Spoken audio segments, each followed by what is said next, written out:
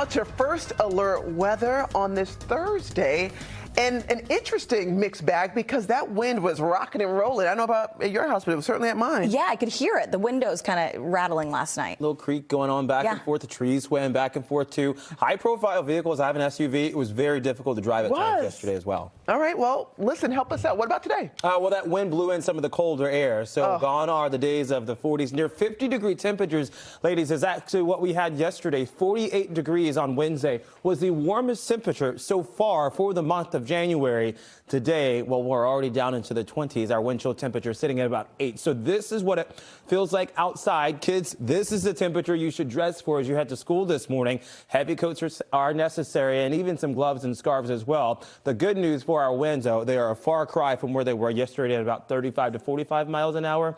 Now we're down to 14 miles an hour. Where are we going in the coming days? We'll top out right around 28 to 30 degrees today for a high. Tomorrow, we are back into the upper 30s and low 40s for one day, and then back into the low to mid 30s on Saturday. The reason for the back and forth and the topsy-turvy temperatures has to do with the pull and tug of some of the colder air that comes in from the north. That's today and tomorrow. Milder air coming in from the south and southwest tomorrow afternoon and tomorrow evening. But along with that will come in the chance of rainfall with our next system. I think most of the rain should be across southern New England. Potentially, though, some ice across the Massachusetts and New Hampshire state line and across the Monadnock. So if you are traveling Friday night and early Saturday morning, we want to keep you aware of that. You can download the new and improved NBC 10 Boston app and get alerts sent to your phone. You just have to make sure that, of course, you turn on those alerts. As one system exits, cold air sets up for the start of Groundhog Day on Sunday.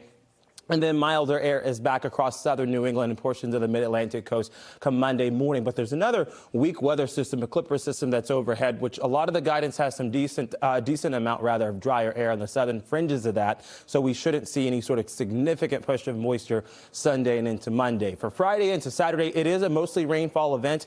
Remember, I talked about that potential for icing across the Massachusetts and New Hampshire state line. If that mix were to happen, that wintry mix would likely be early in the morning on Saturday and tapering off at about 6:30 to 7 o'clock. Again, most of us will see rainfall through the weekend. We're likely to pick up about half an inch of rain across southern New England, less than that across northern New England, but that's also where some of the wintry weather will be as we head throughout Friday night and Saturday morning. Here's that 10-day forecast. Buckle up. The roller coaster continues. 41.4 high tomorrow. 30s come Saturday and Sunday.